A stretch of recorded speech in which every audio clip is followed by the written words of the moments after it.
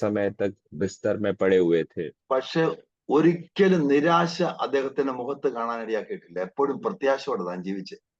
परंतु कभी भी अपने चेहरे पे निराशा छाए हुए एक अनुभव में वे नहीं थे। हमेशा उनकी इस चेहरे पे एक आशा और एक मुस्कुराहट दिखाई देता था। വചനത്തിൽ നിന്ന് ഒരു കാര്യം എനിക്ക് മനസ്സിലായി. നിത്യത നമ്മുടെ അകത്ത് കിടന്ന് കത്തുമ്പോൾ പുറത്തുള്ള സംഭവങ്ങളോ ഭാരങ്ങളോ നമ്മൾ അലട്ടത്തില്ല. ദൈവത്തോട് എപ്പോഴും കണക്ട് ചെയ്തുകൊണ്ടിരിക്കും. एक बात मुझे वचन से ये बात ग्रहण करने में मुझे समझ आया कि जब हमारे अंदर अनंतता की बातें रहकर वो कार्य करते रहता है तो बाहरी रूप का कोई भी प्रकार का क्लेश हो, दुख हो, संकट हो, वो हमें किसी भी प्रकार से प्रभावित नहीं करता, परंतु अनंतता के विषय में वे सोचते रहते हैं। ഒരിക്കൽ അദ്ദേഹത്തിന്റെ രണ്ട് കാലും മുറിച്ച് ഇങ്ങനെ വീൽ ചെയറിൽ ഇരിക്കുമ്പോൾ ഒരു ദൈവദാസൻ കിടന്ന് അദ്ദേഹത്തോട് ചോദിച്ചു, എന്നാലും ഇങ്ങനെയൊക്കെ പറ്റിപ്പോയല്ലോ പാസ്റ്റർ. एक बार ऐसा हुआ कि एक जो केरल के प्रभु के दास हैं, उनके दोनों पैर किसी कारणवश काटना पड़ा, और ऐसे काटे हुए अनुभव में जब एक व्हील चेयर में बैठे हुए थे, तब एक प्रभु के दास आकर जो उनसे मुलाकात करने आए, वे आकर उनसे इस प्रकार से पूछने लगा कि तो भी प्रभु के दास आपके साथ ऐसे सब कुछ हो रहा है। അദ്ദേഹം എന്താ മറുപടി പറഞ്ഞെന്നറിയാമോ? ये प्रभु के दास ने क्या उत्तर दिया आप जानते हो? രണ്ട് മറുപടിയാ പറഞ്ഞത്. दो उत्तरों को उन्होंने दिया। ഒന്ന്, ഞാൻ ബോർഡറിലാണ് യുദ്ധം ചെയ്ത്.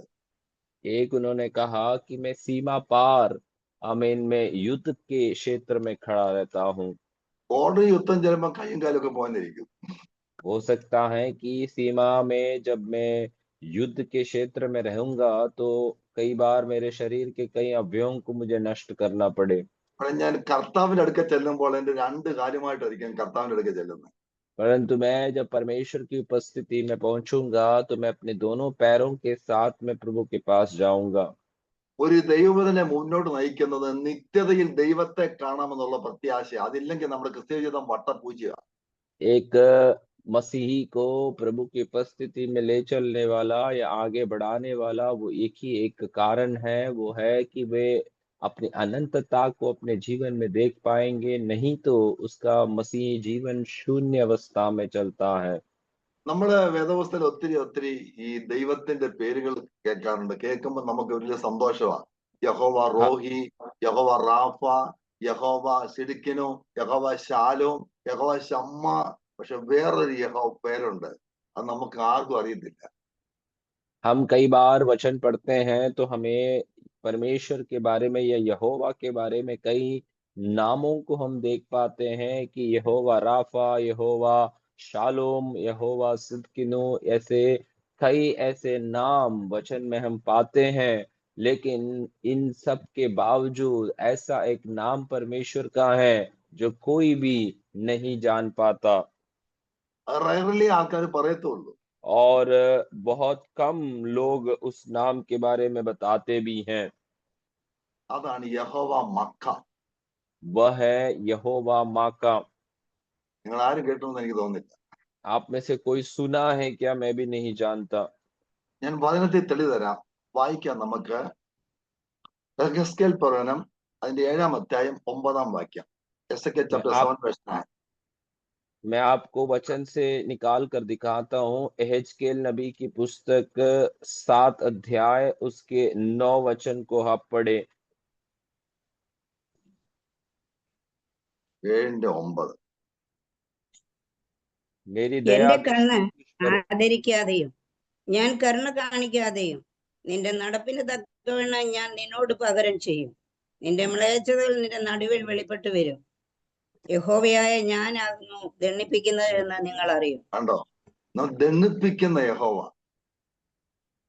यहाँ पर इस प्रकार लिखा है कि मेरी दया दृष्टि तुझ पर न होगी, ना मैं तुझ पर कोमलता करूंगा।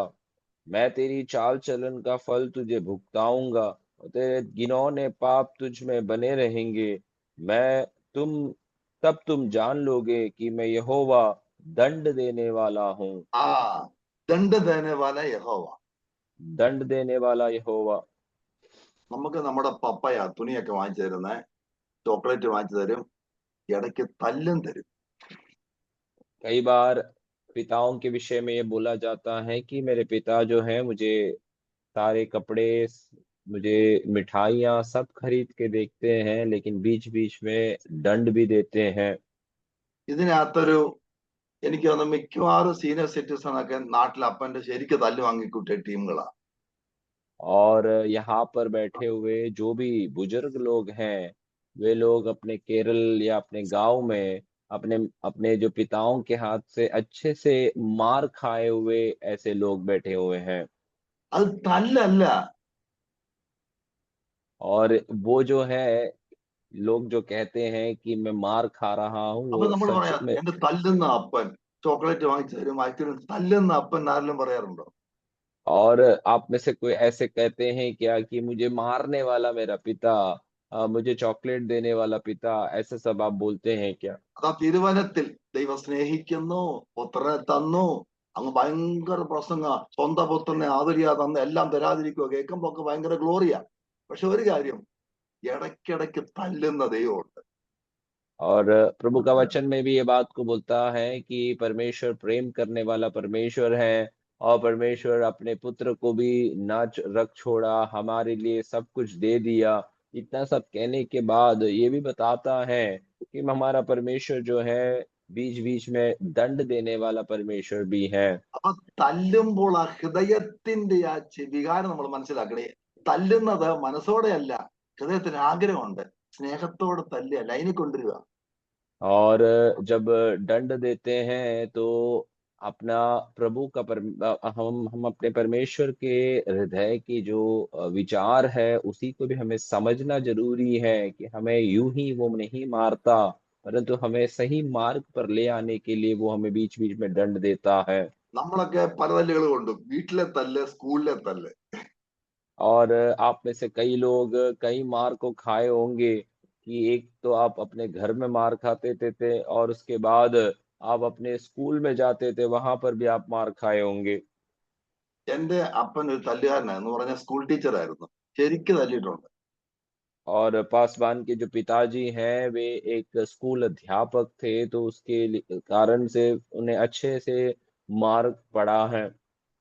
ഒരിക്കൽ ഗുജറാത്തിൽ സൂക്ഷിച്ചുകൊണ്ടിരിക്കുമ്പോ എന്റെ ചർച്ചിലെ വിശ്വാസിയുടെ കമ്പനിയിലെ ഒരു മാനേജര് എന്റെ അച്ഛൻ പഠിപ്പിച്ചതാ.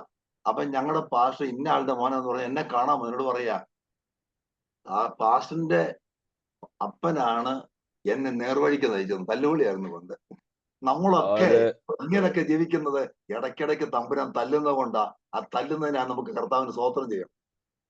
और बीच में जब मैं अंकलेश्वर में या गुजरात में सेवकाई कर रहा था, तो वहाँ पर एक कंपनी के मालिक मुझसे आकर बीच में मुलाकात किया, और वहाँ उन्होंने इस प्रकार कहने लगा कि आपके पिताजी मेरे अध्यापक रहे हैं और उन्होंने मुझे बहुत मार दिया है, और वो दंड के कारण या वो मार खाने के कारण मैं आज सही रास्ते पर चल रहा हूँ। उसी प्रकार हमारे स्वर्गीय पिता भी हमें बीच-बीच पर हमें दंड देते हैं, मार लगाते हैं, तो परमेश्वर को हमें धन्यवाद देना है कि प्रभु आप मुझे ऐसे ले चलते हैं, इसलिए धन्यवाद, ताकि मैं सही मार्ग पर चल पा रहा हूँ। നമുക്ക് ചോക്ലേറ്റ് ഇഷ്ടമാ. പക്ഷെ എന്നും രാവിലെ ഉച്ചയ്ക്കും വൈകിട്ട് വന്ന അപ്പൻ അറിയാം ഇത് ഷുഗർ പിടിച്ചവൻ ചത്തുവും, അതുകൊണ്ട് എന്നും ചോക്ലേറ്റ് തരത്തില്ല. തരുവോ എന്ന് പറഞ്ഞാൽ ഇടയ്ക്ക് ഇടയ്ക്ക് എന്നും നമുക്ക് എന്ന് പ്രവാചകന്മാർ കാനഡയ്ക്ക് വിടും, അവിടെ വിടും, ഇവിടെ വിടും. കേൾക്കുമ്പോൾ നല്ല രസമാ. പക്ഷെ അതല്ല ദൈവത്തിന്റെ ലക്ഷ്യം. ദൈവത്തോട് ചേർന്ന് നടക്കുവാൻ, നിത്യതയെ കൊണ്ട് എത്തിക്കുവാനാ ദൈവത്തിന്റെ പദ്ധതി.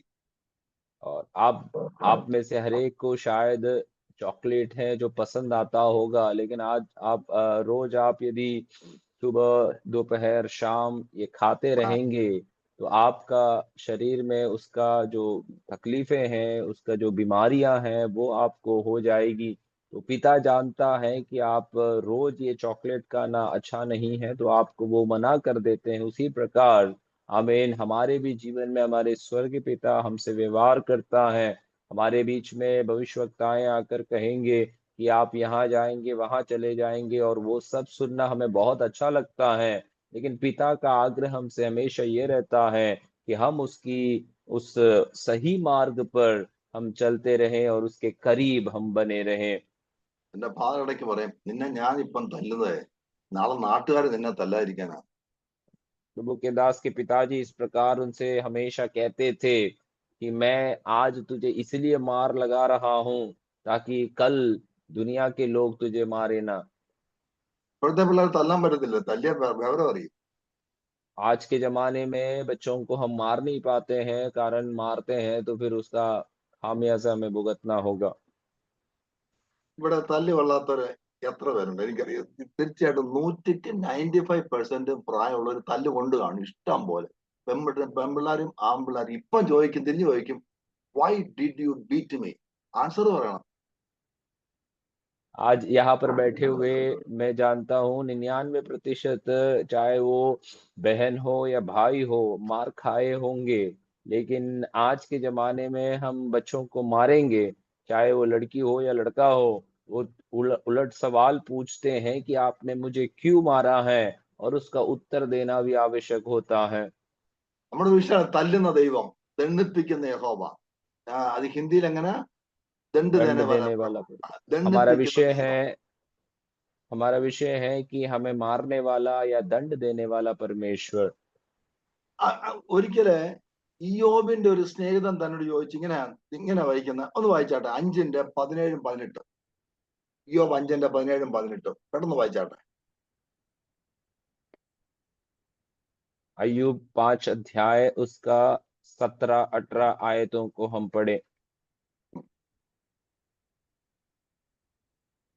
ദൈവം ശാസിക്കുന്ന മനുഷ്യൻ ഭാഗ്യവാൻ. സർവശക്തന്റെ ശിക്ഷ നീ നിരസിക്കരുത്. അവൻ മുറിവേൽപ്പിക്കുകയും മുറി കെട്ടുകയും ചെയ്യുന്നു. അവൻ ചതയ്ക്കുകയും തൃക്കൈ പൊറുപ്പിക്കുകയും ചെയ്യുന്നു. ദൈവം മുറിക്കും, ദൈവം കെട്ടും. മുറിക്കുന്നൊരു ഉദ്ദേശമുണ്ട്. देखो यहाँ पर वचन लिखा है कि देख क्या ही धन्य है वो मनुष्य जिसका परमेश्वर ताड़ना देता है, इसीलिए तू सर्वशक्तिमान की ताड़ना को तुच्छ मत जान, क्योंकि वह घायल करता है और पट्टी भी बांधता है। അതാണ് യഹോവ മക്ക, ദണ്ഡിപ്പിക്കുന്ന ദൈവം, അടിക്കുന്ന ദൈവം. और वही आज हमने शुरुआत में आपको बताया कि यहोवा माका जो परमेश्वर का नाम कहलाते हैं कि वो हमें दंड देने वाला परमेश्वर भी है। സർവശക്തന്റെ ശിക്ഷ നിരസിക്കരുത്, അവൻ മുറിച്ചാൽ മുറിവ് കെട്ടും. और वचन इस प्रकार लिखा है कि तू सर्वशक्तिमान की ताड़ना को तुच्छ मत जान, यदि वो घायल करता है तो वो पट्टी भी बांधता है। ഇപ്പൊ നമ്മുടെ അപ്പനെ നമ്മളെ തല്ലാൻ അങ്ങോട്ട് വടിയെടുക്കുമ്പം നമ്മളെ വടിയെ കയറി പിടിച്ച് വലിച്ചാൽ എന്തായിരിക്കും അവിടെ നടക്കാൻ പോകും? यदि आप इस प्रकार से कल्पना कीजिए कि आपके पिता आपको मारने के लिए जब वो छड़ी लेते हैं और आप मान लीजिए उस छड़ी को रोक देते हैं या खींच देते हैं, तो उसका परिणाम क्या होगा? അടിയുടെ പൂരമായിരിക്കും. उसके बाद जो है मार की एक बरसात आपके ऊपर पड़ेगी। വടിയെടുക്കുമ്പോ തന്നെ ആ കാലെ കെട്ടിപ്പിടിച്ചെന്ന് കരഞ്ഞാലുണ്ടല്ലോ, അന്ന് നീ അപ്പന്റെ തോളയിലോട്ട് ട്രാൻസ്ഫർ കിട്ടും. और दूसरे बाजू में यदि आप मार खाने के समय में यदि आप उस पिता के पैरों पर लिपट कर रोने लग जाएंगे, तो अगले ही पल वो पिता आपको उठाकर अपने कंधे पर बैठा देंगे। അല്ലെങ്കിൽ ടെസ്റ്റ് നോക്കി, ഇന്ന് ഏതെങ്കിലും രോഗം, വേദന, പ്രതികൂലം, ഏതെങ്കിലും തല്ലുകൊള്ളികൾ ഇന്ന് ഉണ്ടെങ്കിൽ ഒന്ന് കാലെ വീണ് ഒരു 2 തുള്ളി കണ്ണീര് ആ കാലിലോട്ടൊന്ന് വീണാ മതി, ഇന്ന് എന്തെങ്കിലുമൊക്കെ സംഭവിക്കും. तो आप ऐसा है तो आज ही आप अपने जीवन में उसे जांच करके देखिए कि आपके जीवन यदि हमेशा परमेश्वर के हाथों से मार खाने वाला एक अनुभव में आप चल रहे हैं, तो आज वो परमेश्वर के पैरों पर पड़कर आप उसके पैरों को थोड़ा आमीन चूम कर देखिए, आपके जीवन में कैसा एक बदलावट आपको दिखाई देंगे। തല്ലുകൊള്ളാതിരിക്കാൻ ഒറ്റ മാർഗ്ഗമുള്ളൂ, ഈ വഴി. കാലെ വീണുക, കരയുക. एक ചോക്ലേറ്റ് ही एक ഉറപ്പാ. एक ही एक मार्ग है जिससे आप मार खाने से अपने आप को बचा सकते हैं, वो है कि वो परमेश्वर के पैरों पर आप गिर पड़े, आप उसके पैरों तले रोकर प्रभु से माफी मांगे। എനിക്ക് കൊച്ചിലെ ബോണ്ട വലിയ ഇഷ്ടമായിരുന്നു, ബോണ്ട. प्रभु के दास को बचपन से ही केरल का एक एक एक स्नैक्स है बोंडा नाम का, वो बहुत उन्हें पसंद है। പാസ്റ്റർ സാജൻ അറിയാം, അവിടെ പോകുമ്പോൾ ഞാൻ ബോണ്ടം കണ്ടേ പോകത്തുള്ളൂ. ഇവിടെ നല്ല ബോണ്ട കിട്ടുന്നൊരു കടയാണ്. और मैं जानता हूँ कि हमेशा पास्टर जब यहाँ भी आते हैं तो वो लेकर आते हैं। അപ്പം കൊച്ചിലെ എന്റെ ഫാദർ ശരിക്കും ഒരു ദിവസം എടുത്തിട്ട് അങ്ങ് തല്ലി. तो बचपन में उनके पिताजी ने उन्हें एक दिन बहुत मार लगा दिया। അപ്പം പിന്നെ വൈകിട്ട് അപ്പൻ ഇന്ന് കരയുന്നുണ്ട്. എന്നിട്ട് നേരെ എന്നെ ചായക്കട കൊണ്ടുപോയി ബോണ്ട, ഞാൻ തല്ല് കൊണ്ടായിരുന്ന ബോണ്ട കിട്ടിയല്ലോ.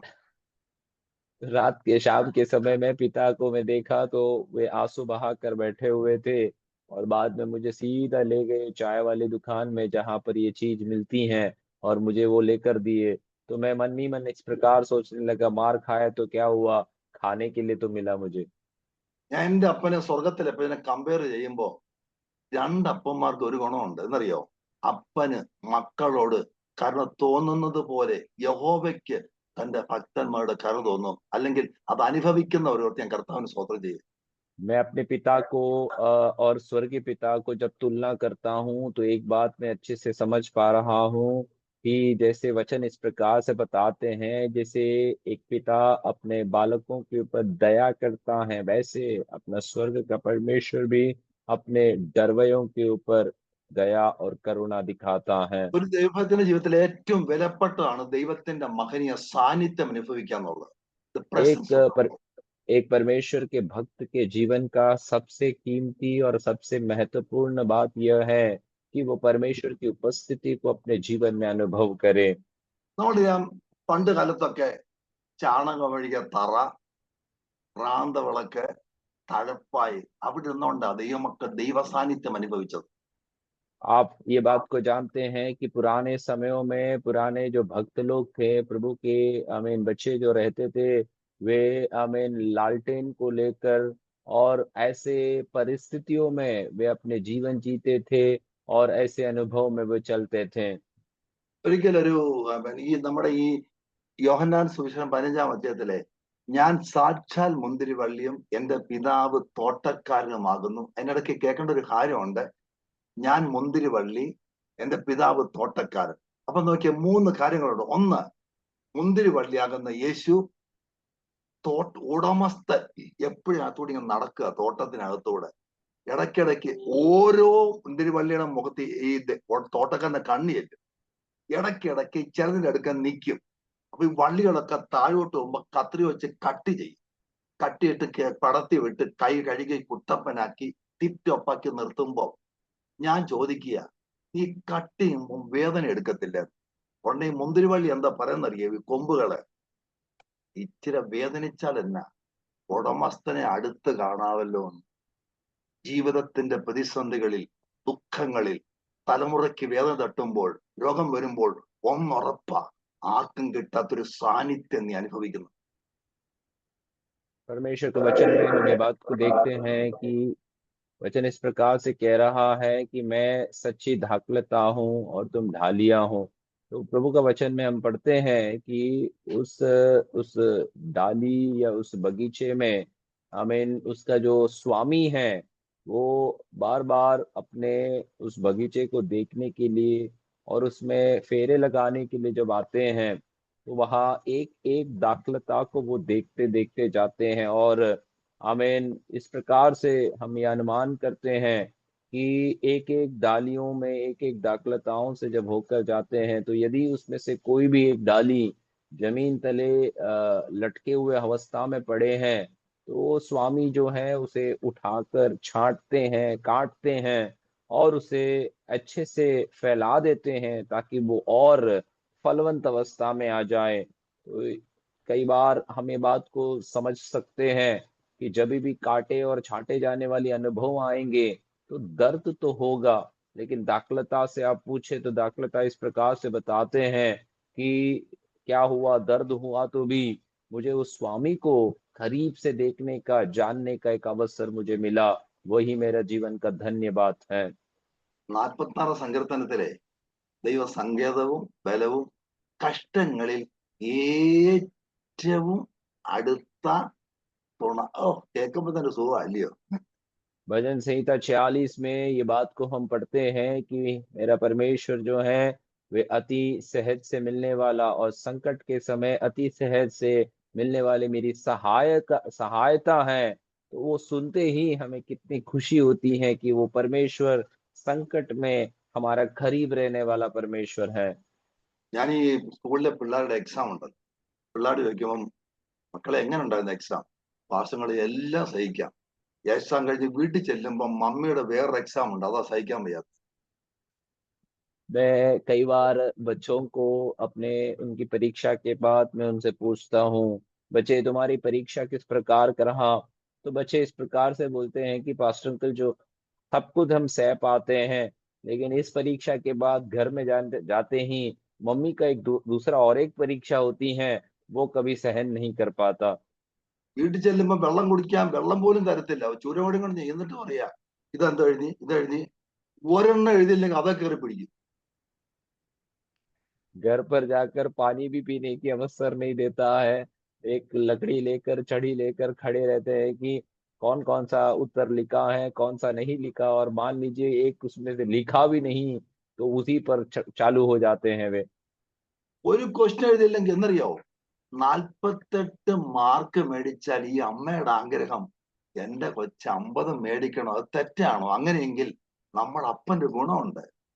ഫലം കായ്ക്കുന്നതിനെ അധികം ഫലം ചെത്തി വെടിപ്പാക്കുക. ഇത് രോഗമല്ല, ഇത് പ്രശ്നമല്ല, ഇത് പ്രതിസന്ധിയല്ല.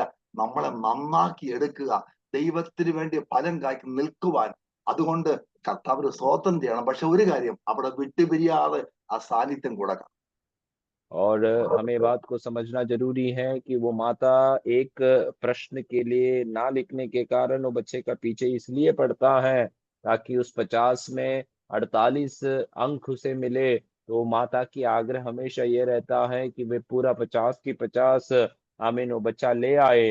तो क्या वो गलत बात है? क्या इसी प्रकार आमीन अपने स्वर्गीय पिता भी हैं, वो हमें कई बार छाँटता है, काटता है, ताकि हम और फलवंत अवस्था में हम अपने जीवन में आ सके। तो इसीलिए हम अपने जीवन में हमेशा ध्यान रखना है कि ऐसी आमीन बीमारियां, क्लेश, दुख और संकट ये हमें नष्ट करने के लिए नहीं है, परंतु ये हमारी भलाई के लिए है। प्रभु चाहता है कि हमें और अच्छे अनुभव वो अपने जीवन में प्रदान कर दे। നമ്മളൊക്കെ ചിലപ്പോഴൊക്കെ തിരക്ക് കൂടുമ്പോൾ പ്രാർത്ഥനാ സമയമാണ് കവർന്നെടുക്കുന്നത്. നമ്മുടെ ചിലതൊക്കെ ദൈവത്തിന് നഖം തോന്നുമ്പോൾ ദൈവത്തിന് വേദന. അപ്പൊ എന്തെന്നറിയാമോ, ഉടനെ ദൈവം നമുക്കൊരു തല്ലൊക്കെ തന്ന് അതിനെ കൊണ്ടുവരും. അങ്ങനെയാണ് ദൈവത്തിന്റെ പദ്ധതി, ശിക്ഷിക്കുന്ന ഒരു ദൈവം. कई बार हम अपने जीवन में ज्यादा व्यस्त जब हो जाते हैं तो हमारी प्रार्थना का समय को हम कई बार कटौती कर देते हैं और ऐसे अवस्था में हम जब जाते हैं तो परमेश्वर कई बार हमें रोक लगाने के लिए कई बार दंड देते हैं, मार लगा देते हैं। तो वो हमें नष्ट या हमें बुरा लगने के लिए नहीं है, परंतु हमें उसके और करीब ले आने के लिए ऐसे कार्यों को करता है। इसी प्रकार आज जैसे हमने वो शीर्षक में सुना, हमें दंड देने वाला परमेश्वर है वो। ഒരിക്കലും ഒരു വലിയൊരു ബിൽഡർ ബിൽഡിംഗ് ഉണ്ടാക്കി ഉണ്ടാക്കി ഉണ്ടാക്കി മണ്ടക്കി ചത്തു. एक बार एक बड़ा निर्माण करने वाला एक व्यक्ति अपने उस बड़े बिल्डिंग को खड़ा करते करते करते बहुत ऊंचाई तक पहुंच गया പുള്ളിക്ക് ഒരു ഗ്ലാസ് വെള്ളം വേണം. और उस ऊंचाई पर खड़े रहकर उसे एक गिलास पानी की आवश्यकता हुई। മോളിൽ നിന്ന് ഒരു 5 രൂപയുടെ തൊട്ടെടുത്ത് താഴോട്ടിട്ടു. उन्होंने क्या किया कि उस बड़ी ऊंचाई से एक 5 रुपए के सिक्के लेकर उन्होंने नीचे डाल दिए। താഴെ ഒത്തിരി പേര് ഇങ്ങനെ നടക്കുന്നുണ്ട്. नीचे बहुत सारे लोग चल कर जा रहा है താഴോട്ടിട്ടപ്പോ ഈ പുള്ളി നേരെ ഇതെടുത്തോണ്ട് കടയിലോട്ട് പോയി. और नीचे जैसे ही गिर पड़ा तो नीचे खड़े रहने वाला व्यक्ति इस पैसे को लेकर सीधे दुकान पर चले गए। ഒരെണ്ണം മുകളിലോട്ട് നോക്കിയില്ല. एक भी व्यक्ति ऊपर की ओर नहीं देखा। ഒരു 5-6 പ്രാവശ്യം കണ്ടു. അപ്പം ഒരു കാര്യം മുകളിലേക്ക് നാൾ മനസ്സിലായി, ഇനി മുകളിലോട്ട് നോക്കണമെങ്കിൽ നല്ല കീച്ച് മേടിക്കണം, എന്നാലേ കൊള്ളൂ. 5-6 बार ये व्यक्ति ने इसी प्रकार सिक्के को डाले और किसी ने भी ऊपर की ओर देखे नहीं। तो ये व्यक्ति को इस प्रकार समझ आया कि अब हमें इन लोग कोई ऊपर देखना है तो अच्छा मार उनके ऊपर लगाना जरूरी है। പുള്ളി എന്താ, മേളിൽ നിന്ന് അദ്ദേഹം ഒരു തടിക്കഷ്ണം എടുത്ത് താഴെ നിൽക്കുന്ന മുതുവിനെ നോക്കി ഒരു ഒറ്റ ഏറ് വെച്ചു. तो उन्होंने क्या किया कि एक बड़ा सा एक लकड़ी लेकर नीचे खड़े रहने वाले एक व्यक्ति के ऊपर सही टिकाने में उनके, ताकि उनके पीठ में लग जाए, ऐसे उन्होंने फेंका। പെട്ടെന്ന് മുകളിലോട്ട് നോക്കിയപ്പം കണ്ടു, ശബ്ദവും കേട്ടു. ഇത്രയേ ഉള്ളൂ കാര്യം. പലപ്പോഴും തല്ലുകൊള്ളുന്നതിന്റെ കാരണം നമുക്ക് സമയമില്ലല്ലോ. മുകളിലോട്ട് നോക്കാൻ സമയമില്ല, പ്രാർത്ഥിക്കാൻ സമയമില്ല, ചർച്ചിപ്പാൻ സമയമില്ല, സമയം ബിസിയാ, ബിസി ബിസി. ചിലപ്പോഴെനക്ക് മുകളിൽ നിന്ന് ഒരു ഏറ് കിട്ടും, മനഃപൂർവ്വം അല്ല കേട്ടോ. എന്നിട്ട് പറഞ്ഞു, മനഃപൂർവ്വം എഴുന്നില്ല, മുകളിലോട്ട് നോക്കാൻ വേണ്ടിയാ. നോക്കിയ ദൈവത്തെ കാണാം. ദാവീദ് പറഞ്ഞ് എന്റെ ദൈവം സ്വർഗത്തിലുണ്ട്. നമുക്കെന്താ അറിയാത്ത? നോക്കണമെങ്കിൽ മുകളിൽ നല്ല കീച്ചു മേടിക്കണം. तो जैसी ये लकड़ी नीचे पड़ा तो नीचे खड़े रहने वाले व्यक्ति ने तुरंत ऊपर देखा और उनके बीच में जो भी बातें करना था वो बात हो पाई। तो इसी प्रकार कई बार हमारे भी जीवन में होती है कि कई बार ऊपर से मार लगते हैं, तभी हम ऊपर की ओर देखते हैं। नहीं तो हम बहुत व्यस्त हैं, हमारे पास समय नहीं है, प्रार्थना नहीं कर पाते, आराधना में जा नहीं पा रहे हैं, समय नहीं है कहते हैं। तो बीच बीच में हमें ऐसे मार की आवश्यकता होती है ताकि हम तुरंत ऊपर की ओर दे सकते हैं। എപ്പോ എറിയണം, എങ്ങനെ എറിയണം, നല്ലവണ്ണം അറിയണം, തമ്പുരാൻ നല്ലവണ്ണം അറിയാം. നമ്മുടെ സ്വഭാവം അറിയാം. और कब फेंकना है, कैसे फेंकना है और किधर फेंकना है, ये परमेश्वर अच्छे रीति से जानता है। അല്ലെങ്കിൽ നോക്കിയാൽ മുഴുവൻ നോക്കിയാൽ തമ്പുരാൻ അവിടെ ഇരിപ്പുണ്ട്. आप ऐसे ही ऊपर देखिए कि परमेश्वर जो स्वर्ग में विराजमान है। 42 സങ്കീർത്തനത്തിൽ ഇവരിങ്ങനെ അടികൊണ്ട് ഇങ്ങനെ പൊളഞ്ഞു കിടക്കുമ്പം ജാതികൾ ചോദിച്ചു, നിങ്ങളുടെ ദൈവം എവിടെ? 115 സങ്കീർത്തനത്തിൽ പറയാ, ഞങ്ങളുടെ ദൈവം സ്വർഗത്തിലുണ്ട്, അവന് ഇഷ്ടമുള്ളതൊക്കെ ചെയ്യുന്ന ആളാണ്. और 42वें भजन संहिता में जब ये लोग मार खा के ऐसे सुकुड़ कर पड़े हुए हैं, तो अन्य जाति लोग उनसे पूछ रहे थे कि तुम्हारा परमेश्वर कहाँ है। तो 115 भजन संहिता में वो लोग कह रहे हैं कि हमारा परमेश्वर स्वर्ग में है, उसे जो पसंद है वो करता है। ഇനി ഒരു വാക്യം കൂടെ വായിച്ച് കുറച്ച് കാര്യം കൂടെ പറയുമ്പോ എന്റെ സമയം തീരും. എന്റെ സമയമല്ല, നമ്മുടെ ഇവിടുത്തെ എന്റെ മെസ്സേജിന്റെ സമയം തീരും. എന്റെ സമയം തീരുന്ന നിങ്ങളുടെ വാട്സപ്പിൽ ഫോട്ടോ വരും. സമയം തീരും. നമ്മൾ പിന്നെ പ്രാർത്ഥന സമയം കിട്ടത്തില്ല. അതുകൊണ്ട് ഒരു വാക്യം കൂടെ നമുക്ക് വായിക്കാം. ഹോശിയ പ്രവചനം അതിന്റെ 6-1 വാക്യം വായിക്കാം. ഒന്ന് താഴോട്ട് 3-4 വാക്യങ്ങൾ വായിക്കാം. അതിനകത്ത് ശരിക്കും മർമ്മം കിടപ്പുണ്ട്, അടിയുടെ മർമ്മം. होशिया नबी की पुस्तक 6 अध्याय उसके कुछ आयतों को हम पढ़ेंगे। വരുവിൻ, നാം യഹോവയുടെ അടുക്കലേക്ക് ചെല്ലുക. ആ അവൻ നമ്മെ കടിച്ചു കീറിയിരിക്കുന്നു, അവൻ ആ സൗഖ്യമാക്കും. അവൻ നമ്മെ അടിച്ചിരിക്കുന്നു, അവൻ ആ മുറിവ് കെട്ടും. ആ രണ്ട് ദിവസം കഴിഞ്ഞിട്ട് അവൻ നമ്മെ ജീവിപ്പിക്കും. 3-ാം ദിവസം അവൻ നമ്മെ എഴുന്നേൽപ്പിക്കും. നാം അവന്റെ മുമ്പാകെ ജീവിക്കുകയും ചെയ്യും. അത്രേ ഉള്ളൂ. മതി മതി മതി, ഇത്രേ ഉള്ളൂ. ഇതൊക്കെ होशिया नबी പിന്നെ की അടിക്കുന്നത്. पुस्तक 6 अध्याय को हम पढ़ते हैं। चलो हम यहोवा की ओर फिरे, क्योंकि उसी ने फाड़ा और वही चंगा भी करेगा, उसी ने मारा और वही हमारे घावों पर पट्टी बांधेगा। 2 दिन के बाद वह हमको जिलाएगा और तीसरे दिन वह हमको उठाकर खड़ा करेगा, तब हम उसके सम्मुख जीवित रहेंगे। ഇന്നത്തെ പ്രസംഗം മുഴുവൻ പ്രോസ്പെരിറ്റി ആയിട്ട് മാറി. കടിച്ചു കീറുന്ന അടിക്കുന്ന ദൈവത്തെ ആർക്കും അറിയത്തില്ല. അതുകൊണ്ട് അടി ഉണ്ടാലും അറിയത്തില്ല എന്തിനാ.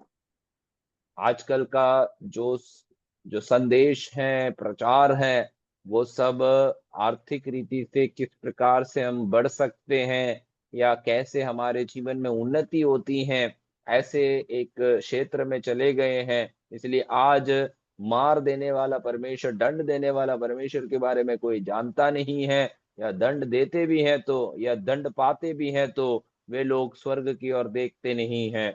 ദൈവം പ്രവാചകൻ കൂടെ വിളിക്കുക, വാ നമുക്ക് അങ്ങോട്ടേ അല്ല, ദൈവ കടിച്ചു കീറിയത്, അവരല്ല കീറിയത്. ദൈവം കടിച്ചു കീറി അങ്ങോട്ടേ അല്ല, അവിടെ ചെല്ല്. ഞാൻ ചോദിക്കട്ടെ, ഹന്നയുടെ ഗർഭം ആരാ അടച്ചത്? ദൈവമല്ല അടച്ചത്. എന്തിനാ അടച്ചത്? ഇതാണ് ദൈവത്തിന്റെ പദ്ധതി. അന്ന് കരയുന്നവരല്ല, ദൈവത്തിന്റെ ഇടപെടലുമില്ല, ചുമ്മാ കൊട്ടിയും പാടി അങ്ങ് പോവാ. और यहाँ पर हम देखते हैं कि परमेश्वर भविष्यवक्ताओं को बोलकर इस प्रकार से उनसे बुलवा रहा है कि आए, हम परमेश्वर की ओर चलते हैं, क्योंकि किसने हमने फाड़ा है वही हमें ठीक कर सकता है। इसी प्रकार मैं आपसे एक बात बोलता हूँ, हन्ना का कोख को किसने बंद किया था? तो परमेश्वर सब कुछ जानता है, तो परमेश्वर की ओर हमारी नजरें रहना जरूरी है। അവള് ദൈവസനിലോട്ട് കയറി ചെന്നെന്നാ വായിക്കുന്നത്. അവിടെ ചെന്ന് അവിടെ സങ്കടം പകർന്നു. അവിടെ ചരിത്രം കർത്താൻ പറ്റി കണ്ടോ? और वचन इस प्रकार से बताता है कि हन्ना परमेश्वर की ओर चढ़कर गई और वहां पर अपने दुख की बातों को कह सुनाई। എന്ത് സംഭവിച്ചറിയാവോ? ഒരു ബലഹീന സഹോദരി, പട്ടിണി കിടന്ന് കരഞ്ഞ് കണ്ണു കലങ്ങിയ സഹോദരി ദൈവശക്തിയെ കുറിച്ച് എങ്ങനെ പാടുന്നറിയാമോ? അവൻ ദരിദ്രനെ കുപ്പയിൽ നിന്ന് ഉയർത്തുന്നു, പ്രഭുക്കന്മാരുടെ കൂടെ ഇരുത്തുന്നു. കണ്ടോ കണ്ടോ? അങ്ങനെയെങ്കിൽ ദൈവത്തിലോട്ട് കയറി ചെന്നാൽ നമ്മുടെ ചരിത്രവും സാക്ഷ്യവും ദൈവം മാറ്റും. God can enter into your history. और परमेश्वर की उपस्थिति में जाकर वो रोकर अपने दुख को बताती हैं और उसी के कारण उसके जीवन में जो समाधान परमेश्वर लेकर आता है। और आमीन, वो वचन इस प्रकार से कहता है कि वो दरिद्र को अपनी निचली अवस्थाओं में से निकाल कर बाहर ले आता है। तो इसी प्रकार आमीन, मैं आपसे कहना चाहूंगा कि हमारा परमेश्वर हमारे इतिहास में प्रवेश करके उसमें बदलाव करने के लिए प्रभु सामर्थी परमेश्वर है। ഈ ഈ ഹോശേപ്പൻ 5-ാം അധ്യായത്തിന്റെ ലാസ്റ്റിലത്തെ 2 വാക്യങ്ങളെ വായിക്കുമ്പോൾ ഏകദേശം പിടികിട്ടുമെന്ന് വായിച്ചാൽ. होशिया नबी के पुस्तक 5वें अध्याय उसकी आखिरी 2 आयतों को पढ़ते हैं तो आपको लगभग बातें समझ में आ जाएगी। ഞാൻ എഫ്രയീമിന് വായിച്ചു. ഒരു സിംഹം പോലെയും യഹൂദ ആ ഗൃഹത്തിന് ഒരു ബാലസിംഹം പോലെയും ഇരിക്കും. കണ്ടോ? ഞാൻ അടുത്തത്. തന്നെ കടിച്ചു കീറി പൊയ്ക്കളയും. ഞാൻ ആ പിടിച്ചുകൊണ്ടുപോകും, ആരും ആ വിടുവിക്കയില്ല. അവർ ആ കുറ്റം ഏറ്റുപറഞ്ഞ് എന്റെ മുഖം അന്വേഷിക്കുവോളം ഞാൻ ആ മടങ്ങിപ്പോയി എന്റെ സ്ഥലത്തിരിക്കും. കഷ്ടതയിൽ അവർ എന്നെ ജാഗ്രതയോടെ അന്വേഷിക്കും. കണ്ടോ? അടികൊണ്ടാൽ ജാഗ്രതയോടെ. അപ്പൊ ജാഗ്രതയോടെ ഞാൻ കാര്യം പറയാം. പൂർണ്ണ ഹൃദയത്തോടെ ഹന്ന ചെന്നതുപോലെ ദൈവസനിലോട്ട് ഒന്ന് കേറി ചെന്ന ആ മുഖം ഒന്ന് കണ്ടാൽ, മുഖാമുഖമായി ഒന്ന് ഫേസ് ചെയ്യാൻ, ഹൃദയത്തിലുള്ളത് പറഞ്ഞ് പങ്കുവെച്ചാൽ ഒരിടപെടൽ ദൈവം തരും. പിന്നെ സന്തോഷത്തിലേക്ക് ദൈവം മാറ്റും നമ്മൾ. और वचन इस प्रकार होशे नबी की पुस्तक 5 के आखिरी आयतों में इस प्रकार लिखता है कि जब वे संकट में पड़ेंगे तब जी लगाकर मुझे ढूंढने लगेंगे। मैं आपसे ये बात को बताना चाहता हूं कि कष्ट के समय में यदि आप प्रभु की ओर जाएं और परमेश्वर की आंखों की ओर आप देखें, आप उसकी उसी से मदद मांगे, तो आपके जीवन में परमेश्वर कार्य करेगा। आपको उस संकट में से परमेश्वर बाहर ले आएगा और आपका जीवन बड़ा एक आमीन बदलाहट में आप अपने आप को देख पाएंगे। ഞാൻ കടിച്ചു കീറും, ഞാൻ അവിടെ പോയിരിക്കും, എന്റെ അടുക്ക വന്ന് എന്റെ മുഖം അന്വേഷിച്ച് ജാഗ്രതയോടെ എന്നെ അന്വേഷിക്കണം. കണ്ടോ? ഞാൻ സിംഹം और പോലെ എന്ന് എവിടെയെങ്കിലും കേട്ടിട്ടുണ്ടോ? സാത്താനല്ലേ സിംഹം എന്ന് വിളിക്കുന്നത്. ദൈവത്തെ എവിടെയും സിംഹമായിട്ട് കണ്ടിട്ടുണ്ടോ? കേട്ടിട്ടുണ്ടോ? എന്നാൽ ഒരു ദൈവത്തിന് സിംഹമുഖം ഉണ്ടെന്നുള്ള കാര്യം കൂടെ മറക്കരുത്. और वचन में इस प्रकार से हम देखते हैं कि प्रभु का वचन कह रहा है कि मैं एफ्रीम के लिए सिंह और यहूदा के घराने के लिए एक जवान सिंह बनूंगा। आज कहीं पर भी हम ऐसे बातों को सुन पा रहे हैं क्या? कई बार ऐसे सिंह वो शैतान है, ऐसे हम सोच में लग जाते हैं, लेकिन प्रभु का वचन हमें सिखाता है कि परमेश्वर हमें ऐसी अवस्थाओं में भी हमें ले जा सकता है यदि हमारे जीवन में उसकी जरूरत होती है तो। ഞങ്ങൾ ചലഞ്ച് ചെയ്യുക. നിങ്ങളുടെ ജീവിതത്തിന്റെ പ്രതിസന്ധികളിൽ കൂടി കടന്നു പോകുന്ന ആരെങ്കിലും ഉണ്ടെങ്കിൽ ഒന്ന് കതകെല്ലാം അടച്ച് നിലമ്പാട് വീണ് ആ കാലെ പിടിച്ചൊന്ന് കെട്ടിപ്പിടിച്ച് കാലൊന്ന് നനച്ചാൽ, ഓ, ഹന്നയുടെ ദൈവത്തെ പറ്റി പാടിയതുപോലെ നമുക്കും പാടാനിടയായിത്തരും. നാളെ ഒരു സാക്ഷി എഴുന്നേക്കും. അപ്പം നമ്മുടെ ദൈവത്തിന്റെ പവർ എന്ന് പറയുന്നത്. और मैं आपसे एक चुनौती देता हूं कि आप यदि जीवन में बड़े संकट के साथ या मुश्किलों के दौर से होकर चल रहे हैं, वो परमेश्वर के पैरों पर जाकर गिर पड़े। आप उसके पैरों को चूम कर आमीन अपने आंसुओं से उसे गीला करते हैं, तो परमेश्वर आपकी विषयों के ऊपर कार्य करेगा। जैसे हन्ना की स्थिति को परमेश्वर ने बदल दिया, वैसे आपकी स्थिति को भी बदलने के लिए परमेश्वर सामर्थी हैं। 74 സങ്കീർത്തനം 16 വാക്യം ആർക്കെല്ലാം ഒന്ന് വായിക്കപ്പെട്ടു? भजन संहिता 74 उसका 14 आयत को कोई भी पढ़कर मदद 14 करना। അല്ല, तो 14 കറക്റ്റ്. तो സോറി 74:16. 74:16. 74 का 16 आयत।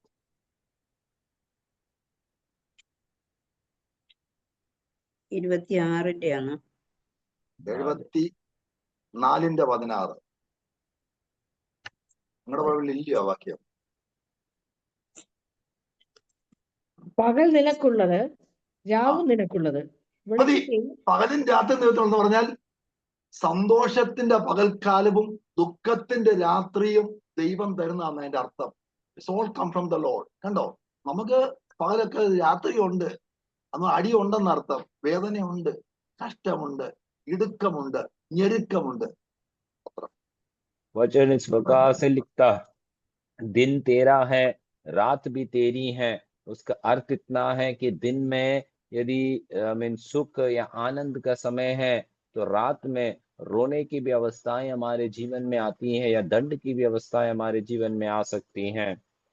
ഇതൊക്കെ ഈ കേരളത്തിലൊരു പണ്ടൊരു പാട്ടുണ്ട്, പണ്ടത്തെ ആരും അറിയത്തില്ലൊരു പാട്ടാ. നാടില്ല, വീടില്ല, കൂടുമില്ല, കൂടെ വരാൻ വേറെ ആരുമില്ല, മുടിയുള്ള വസ്ത്രം മേനിമേൽ ചുറ്റുവാൻ ജനമില്ലെങ്കിലും ആനന്ദമേ നമുക്ക്, തുണിയില്ല, മണിയില്ല, 5 പൈസയില്ല, പക്ഷെ സന്തോഷത്തിനൊരു കുറവുമില്ല. അതാ ക്രിസ്ത്യ ജീവിതം.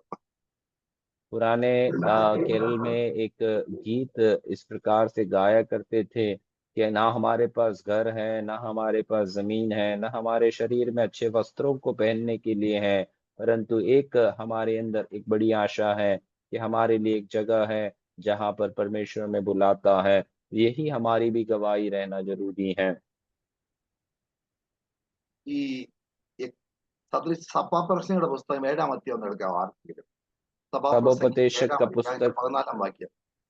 सबोपदेशक का पुस्तक 7 अध्याय उसके 14 वचन को निकालें। ഇതൊക്കെ മനസ്സിലാക്കാൻ വേണ്ടിയാ. 7:14 വായിച്ചോ.